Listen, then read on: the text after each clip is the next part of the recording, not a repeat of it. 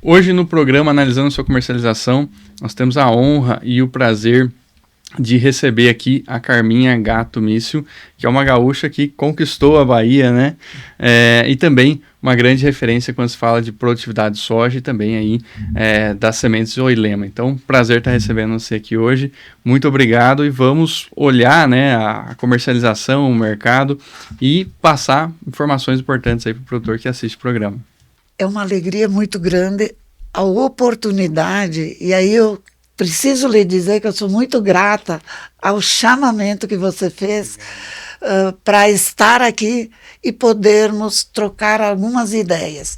E quando você citou que eu sou uma gaúcha, que estou no Oeste, sim, junto com inúmeros outros produtores que migraram de suas bases numa década, ali no final da década de 70, 80, em busca de oportunidade, porque viviam uma dificuldade econômica muito grande na época. E isso fez com que fosse necessário buscar alternativas para aquelas famílias numerosas. Não eram investidores, eram sobreviventes. E esses sobreviventes precisavam oportunizar uma geração inteira a viabilizar. E o que se sabia fazer de melhor era trabalhar com a agricultura, a pecuária, o meio ambiente e tudo isso que se transforma em garantia alimentar. Exato. Então, o oeste da Bahia derivou disso. É muito bonita essa jornada e como isso tudo veio evoluindo, né? E lá atrás, né? Hoje a gente fala muito em soja, mas sempre foi soja? Como que isso começou?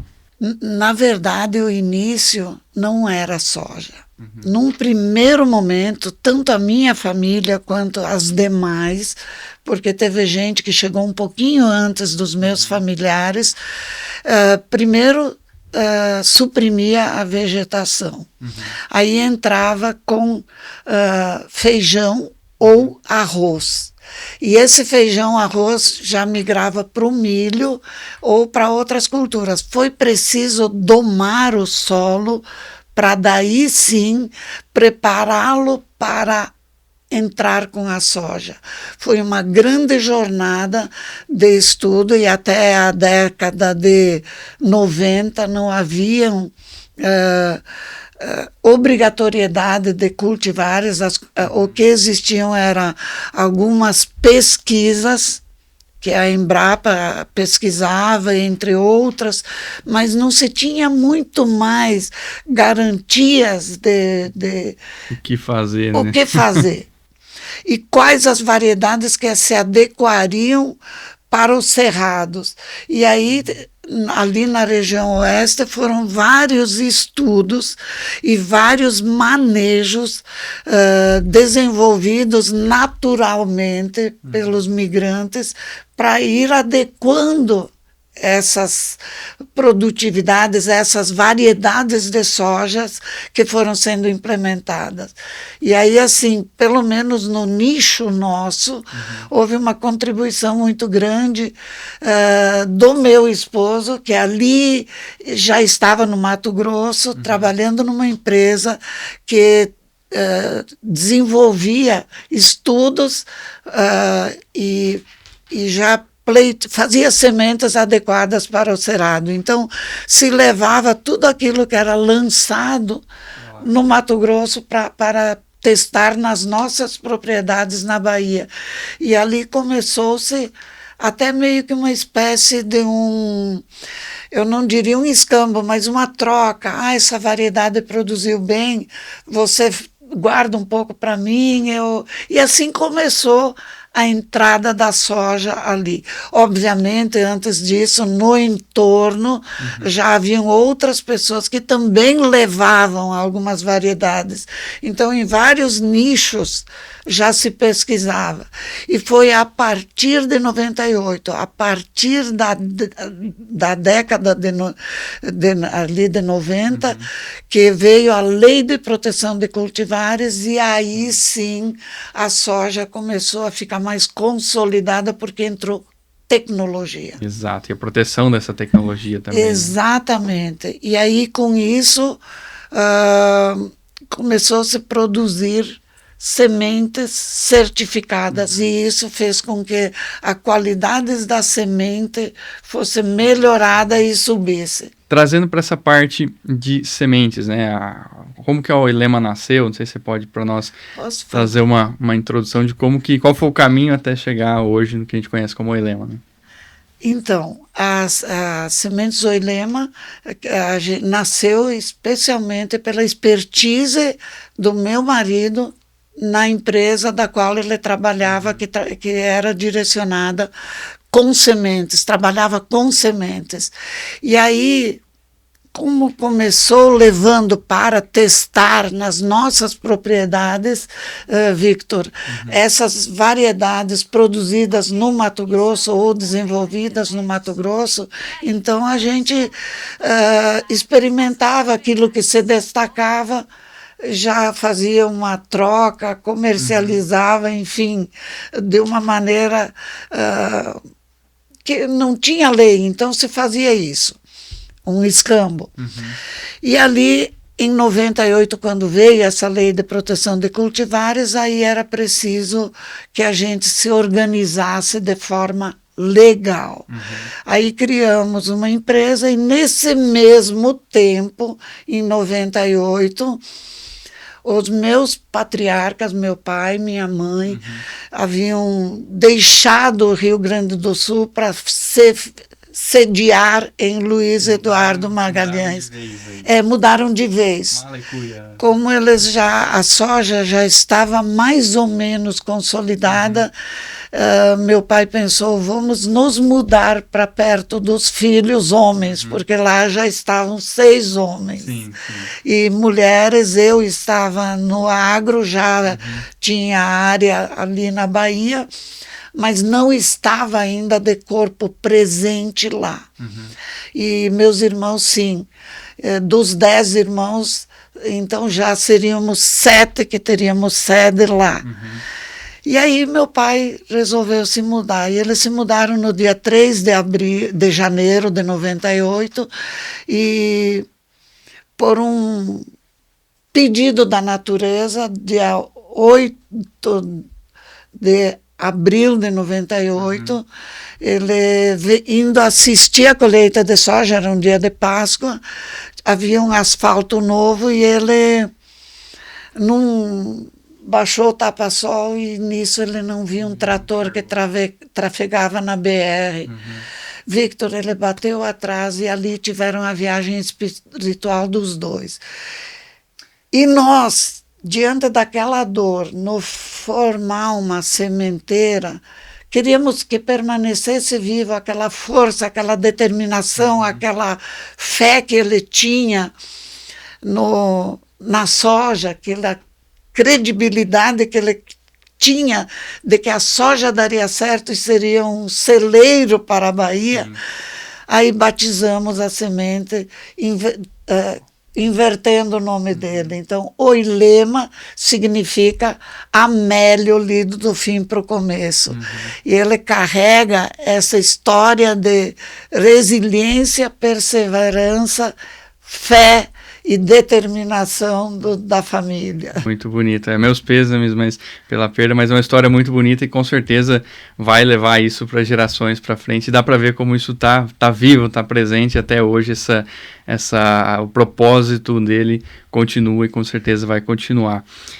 E também um comentário que você trouxe, né, os filhos homens e tudo mais, mas fazendo um paralelo quando a gente faz para comercialização, é muito melhor quando tem uma mulher no meio do agronegócio, porque elas têm uma disciplina maior, ela tem uma visão maior, que às vezes o homem deixa para amanhã e tal. Então sempre que a gente, até o João Batista fala bastante, né?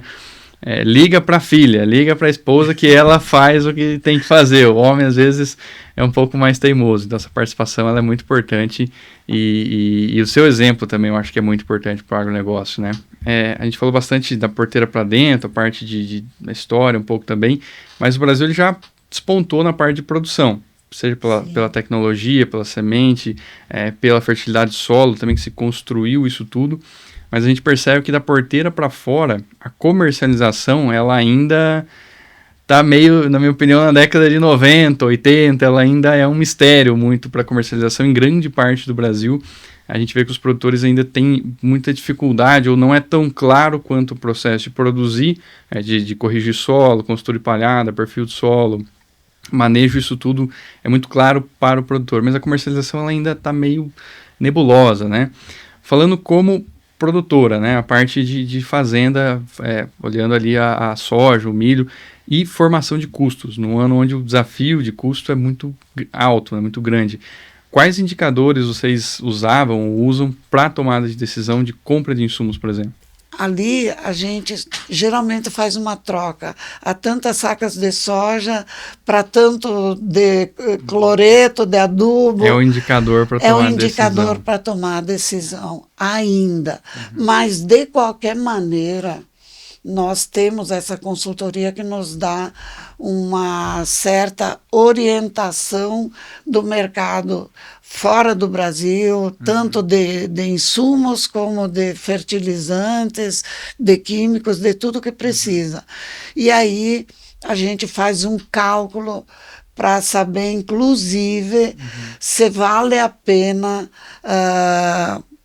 fazer dessa maneira ou se vale a pena a gente esperar um outro momento e fazer uma rede ou fazer algum tipo de trava no meio do caminho.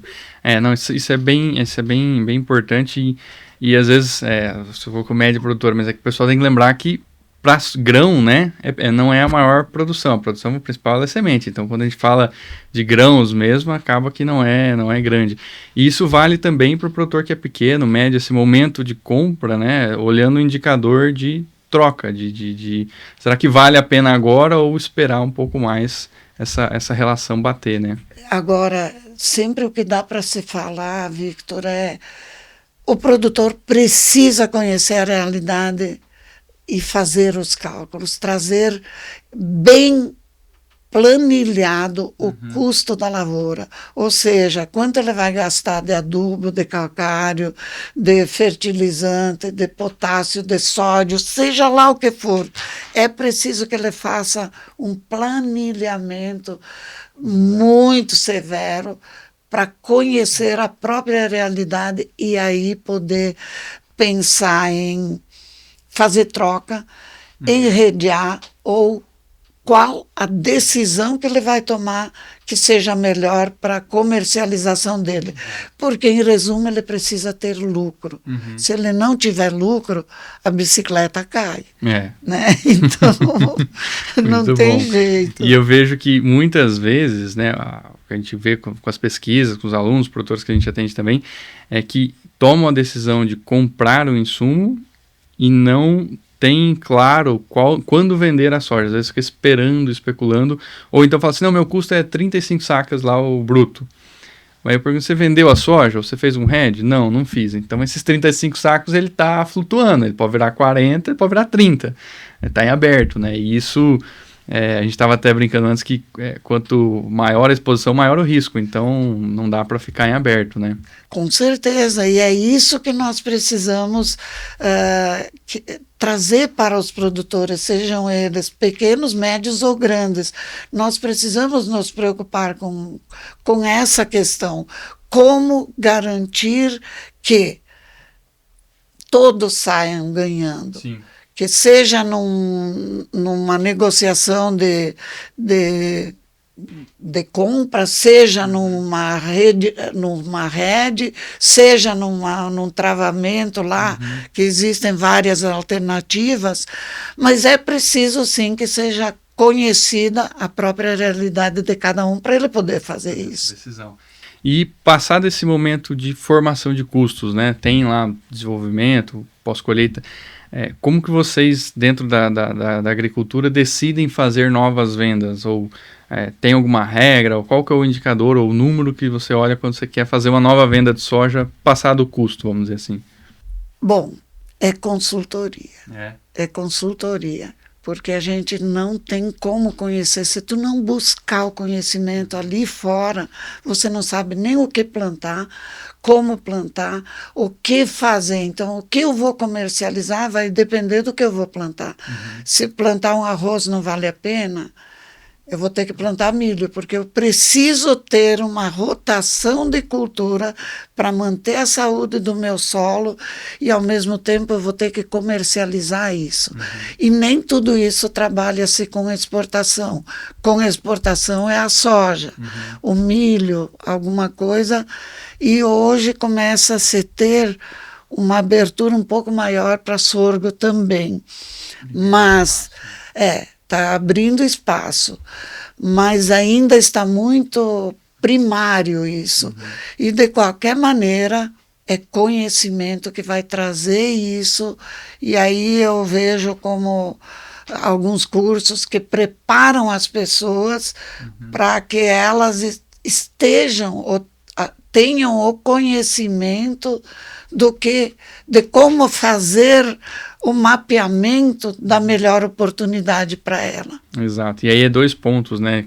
Consultoria agronômica, ela já está no dia a dia do produtor, seja da cooperativa, da revenda, ou o próprio... O produtor já também faz agronomia hoje, eu também fiz, mas a agronomia, ela não tem nada na grade lá que ensina a vender, comprar... Exatamente, mas eu estou falando em consultoria nesse sentido. Aí você tem que ter a outra consultoria que parece que é novidade, né? Que é da porteira para fora, que é a de comercialização. A gente brinca que não adianta produzir bem e vender mal, né? O lucro, ele vem de um tripé, eu até digo que é comprar bem, vender bem e produzir bem, né? São os pilares importantes para todos nós. Não tem como a gente fazer uma coisa separada da outra. Exato. E falando de gerenciamento de risco, de proteção de preços, participações de alta, isso faz parte hoje do dia a dia da parte de produção de soja, milho, como que isso é para vocês? Bom, para nós é busca de informações.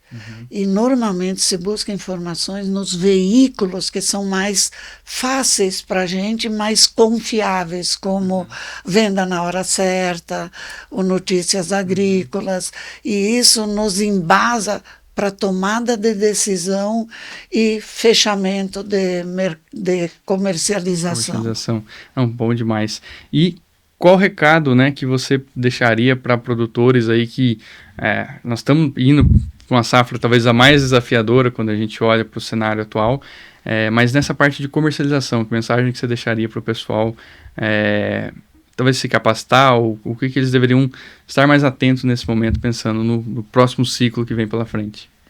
Busque informação, busque conhecimento, capacite-se nas fontes que estão disponíveis para você ter conhecimento e acertar todos os pilares. Não basta produzir apenas, é preciso produzir bem, comercializar bem e ter resultado. Exato. Sem isso, o agricultor não sobrevive. Façam contas, planilhem os seus custos e busquem conhecimento e informação. Bom demais. Obrigado, queria agradecer sua presença, queria agradecer aí também a todo mundo que nos assiste e bola para frente, né? A gente não pode deixar a peteca cair. Obrigada pela oportunidade, espero poder contribuir sempre e, como agricultor, espero contar com informações do Notícias Agrícolas, da Venda Certa, para que a gente possa ser mais assertivo e cada vez mais ter sucesso nos nossos negócios, sejamos pequenos, médios ou grandes produtores. Obrigado, pessoal.